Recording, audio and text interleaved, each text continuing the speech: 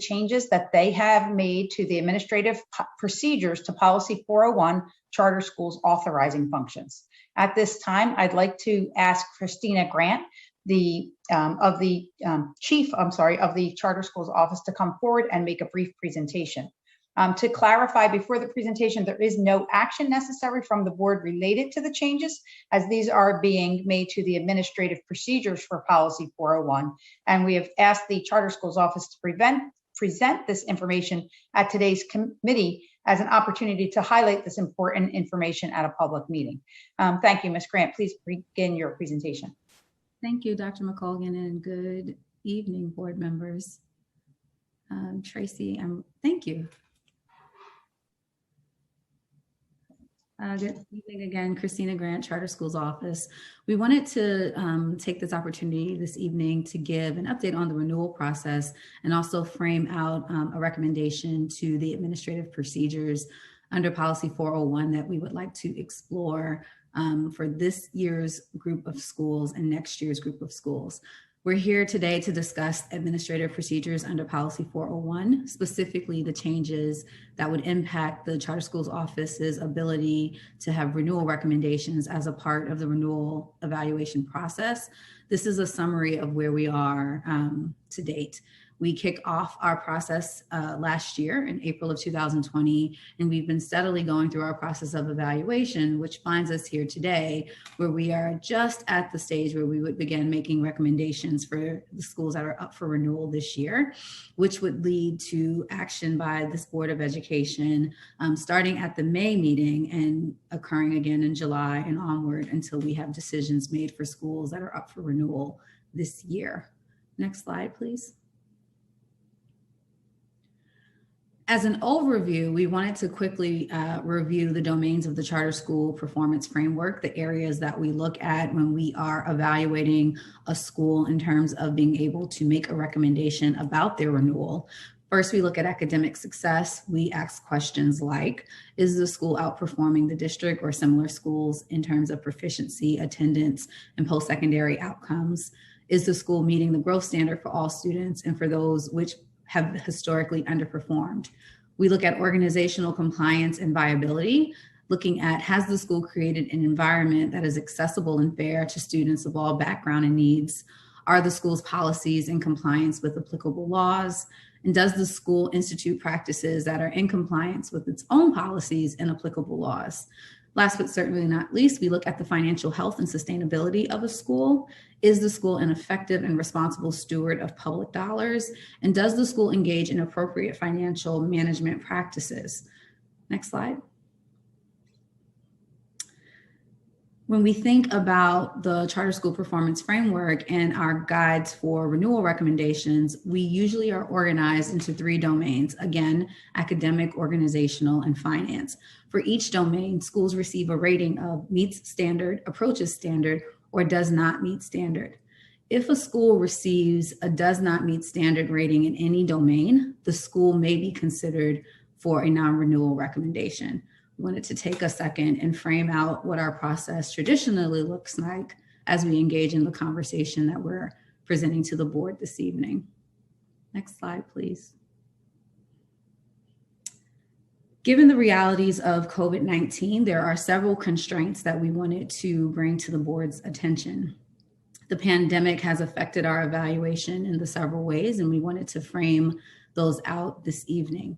With respect to academic success, in a typical year, we would have 4 years of academic data to use and evaluate for a standard 5-year charter term. The 2020-2021's PSA and Keystones have not been given for 2019 and 20, and our data is limited to the first 3 years of the charter term. 2018-19 is the last year of data that we have. With respect to mission and educational, that plan and category, in a typical year, we would conduct in-person renewal site visits to establish a rating. For this year, the renewal site visits did not occur, so there is no rating. The CSO is redesigning this category for future cohorts. With respect to financial management, In a typical year, the Office of Auditing Services would conduct in-person financial reviews and a special education file review of all renewal schools and issue findings regarding financial management, including enrollment audits. This year, OAS has not concluded and finalized all of its reviews in the renewal cohort, so there will be no ratings within the financial management category. The domain ratings we will have this year will be based on financial health only. Next slide, please, sorry. Given all of that, we are proposing an adjustment for COVID-19 as it impacts the renewal decisions that we would make. The board, through Policy 401, has directed the CSO to use the charter school performance framework to evaluate performance during the charter term when a school applies for renewal. The pandemic has significantly impacted school operations and the availability of data. These circumstances necessitate an adjustment to the CSO's approach to renewal recommendations for the 2020-21 and 2021-22 renewal cohorts. Through modifications to the administrative procedures under Policy 401, the CSO may take into account the impact of COVID-19 on charter school data availability when making renewal recommendations solely for the 2020-21 and 2021-22 renewal cohorts.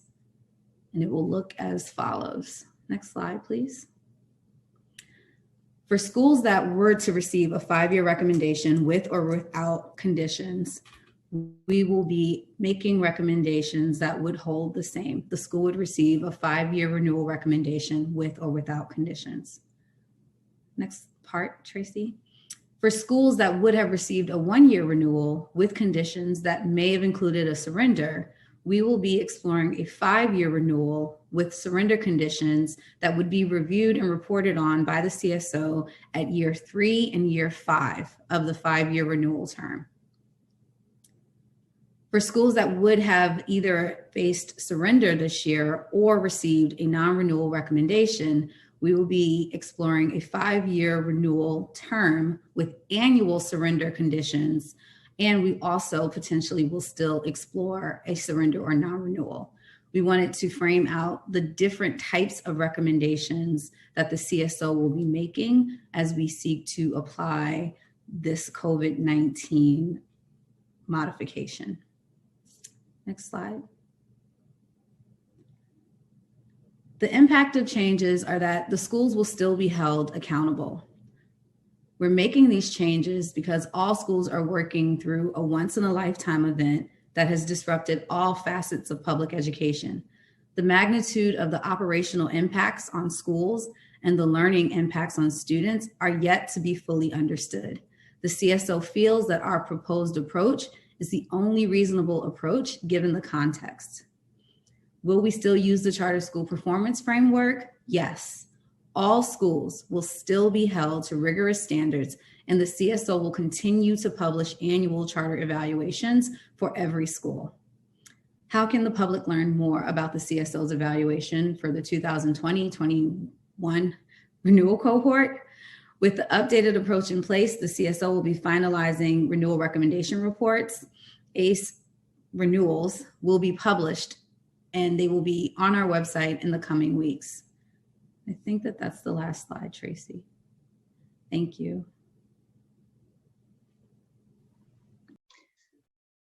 Okay, thank you, Ms. Grant.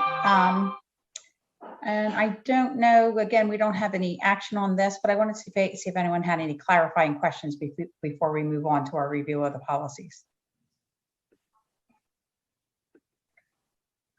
Ms. Fix-Lopez, I see your hand up. Is that for? Yeah, I just wanted to clarify 2 things. One, you said, is it possible to bring the slides back up, or if we can bring this back up? There was the part where you had talked about that this would apply to the 2021, 2022 renewal cohorts. Can you bring that slide up? I just want to make sure I had that right. So first, I want to make sure I understand which cohorts you're recommending that it applies to. Yeah, right before that, I think. Yep. Okay. It will apply to the schools that are up for renewal this year and schools that are up for renewal next year. So if I were in renewal cohort 22, 23, right? If I were in that and I come though, what happens then? Because we're still missing 2 years of data. We would have to reevaluate and see where we are at that time. Okay. At this point, PDE has issued guidance on administering PSSA data, and we are hopeful that we will be in the process of re-administering all assessments that would allow us to have data that would allow us to run the traditional process of the implementation of the charter school performance framework. So so I just want to clarify that we're not giving charter schools the opportunity for the next window. If you think about, cohorts out 4, 5, 6 years that there's lack of data for these 2 years. This is applying just to these 2 years of cohorts. That is correct. Okay. And then my other clarification question was, and I think it's 2 slides forward, where you talk about the 3, like what it is now, the strict versus COVID-19. Yeah, this one. Can you go the whole way down to the bottom? Okay. So I understand you're saying, like, right now, if your recommendation in a normal world would be 5-year renewal, it will still be 5-year renewal. If your recommendation in a normal world were 1 year, it would be 5-year, but we're going to look at them at 2 times instead of waiting until the end of the 5 years. Is that right? That is so correct. Meaning in year 3, like let's say they were issued the renewal at 5 years with a surrender clause and certain conditions. At year 3, if they hadn't been met, then they could be asked to surrender. That is correct. Okay. And then the last one for the red part at the bottom, if you were recommending a surrender in normal world, what you would recommend in COVID world is they get a 5-year renewal, but every single year they'd be essentially reviewed to see if they've met those conditions and could potentially surrender. That is correct. So if you were in the red school and you got that 5-year renewal, that means that there's 5 potential points within that 5 years that you'll be reviewed to look at potential surrender. Surrender or condition. So there may be, each year may just have conditions. The first year may have conditions with the surrender clause. The second year may have conditions. Essentially, we are calling out that every single year there will be conditions, and we will be reporting back to the board on where the school stands with respect to those conditions. And depending on the compliance to the condition or not, it could trigger the surrender of the charter at any point over the next 5 years. Okay, sounds good. Thank you. Thank you. Joyce, do you have a question on that same thing? Because I was going to ask a clarifying question on that. Yeah, on the, can you go back to that slide? Yeah, keep that slide up, please.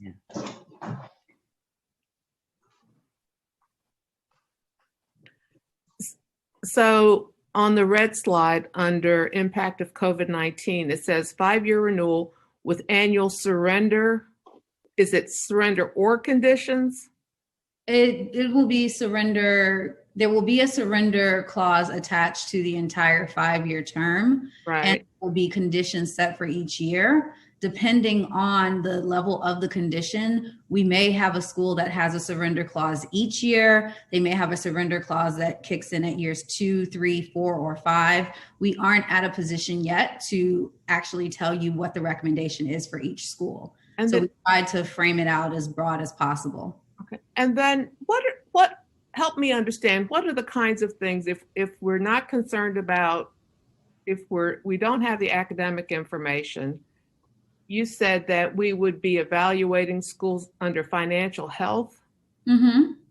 So the timely submission of audits, any findings that we would find through the charter school office's review, statements of financial interest of board members, security clearances of staff members that are serving students, overall governance concerns around stable boards, reporting of board minutes and activities, all of the other areas of overview and oversight that we have for our schools.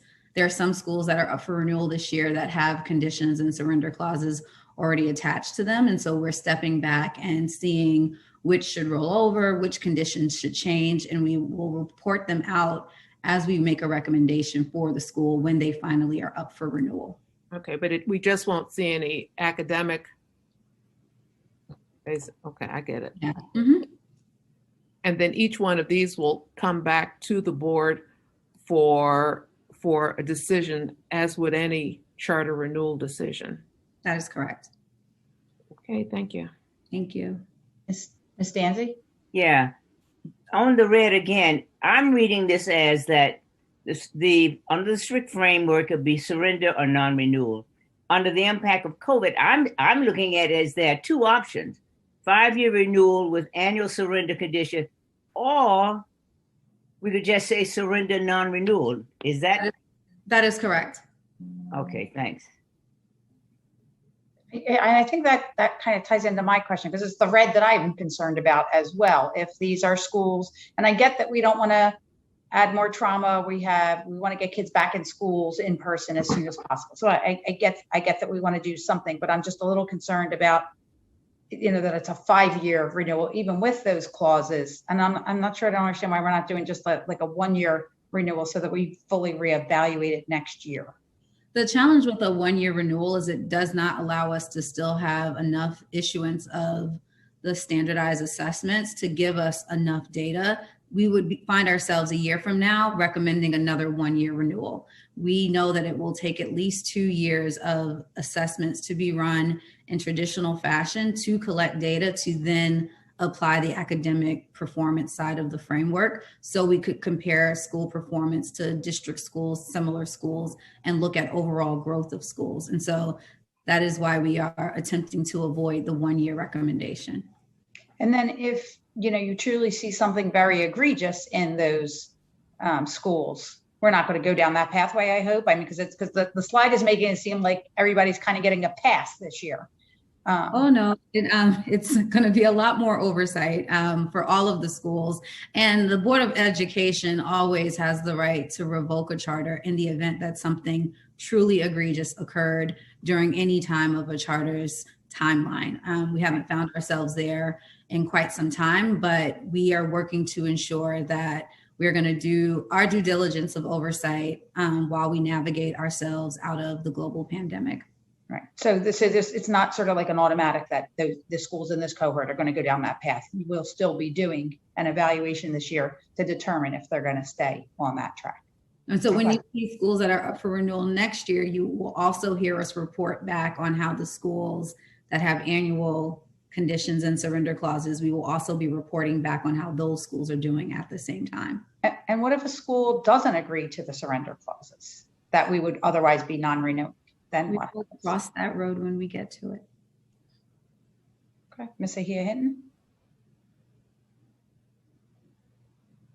Just as a point, Ms. Grant, just as a point of clarification, for the same slide that we don't have to pull the slide up, but for the same slide, the difference between the second intervention versus the third is that they would be monitored at the 3 and 5 year plan versus an annual review. That's what the difference we have certain is. schools that, we have certain schools that if tests were running, we'd be making very different decisions. We want to avoid giving them a 1-year recommendation because we'll find ourselves putting those schools up for renewal again next year. And so instead, we want to do a 5-year recommendation and then do a step back at year 3 and a step back at year 5, because again, 2 years of testing data will allow us to make different recommendations. So then that means that, I know you guys are always monitoring and assessing, but then this means that this increases the level of vigilance, I would think. Yeah. Okay. Yeah, next year is going to be a busy year. We have 23 schools up for renewal next year, and we have 13 schools up for renewal this year. All right. And Ms. Sally? Thank you and good afternoon. Just a quick question, Ms. Grant. I'm wondering if you've had the opportunity to look at what other charter school systems are doing as a result of the pandemic and how they are evaluating, and if there's specific best practices that you've been able to incorporate into this policy based on, I'm going to say, quote, your peer group across the country. Thank you. Good afternoon, Sally. And yes, we've stepped back with the National Association of Charter School Authorizers and our peer authorizers, both within PA and across the tri-state area. And, the limits of our law are the limits of our law. Other jurisdictions have 1-year, 2-year, 4-year renewals. Their authorizers can apply very different processes. For us, we've taken that guidance, and that is essentially where we came up with the concept of a 5-year renewal with specific conditions and then surrenders tied at different points. It's the best way to apply a practice that would get us enough academic data and then also acknowledge the limitations of our law, and then also acknowledge that we want to be able to hold schools accountable as we navigate ourselves forward. And so we actually have stepped back and touched base with lots of other authorizers. And it is, to your point, a challenge that many authorizers are facing. Thank you. Thank you. Okay. I don't see any other hands raised. So we are going to move forward to the review of our policies on today's agenda. Once again, I'm sorry, one more question. We don't have a draft of the 401 administrative procedures yet, right? Like, are we going to be changing the procedures online, or this is just an exception? Like, do we have a written? Are there going to be changes to the online version of the administrative procedures? In the admin procedures, we just called out this specific request that should have been submitted. I will double check and sure. Okay, so let's move to the draft copies of the policies and administrative procedures that were posted to our website on April 8th, 2021. At this time, I'd like to invite Alicia Prince, Chief of Staff, to provide a summary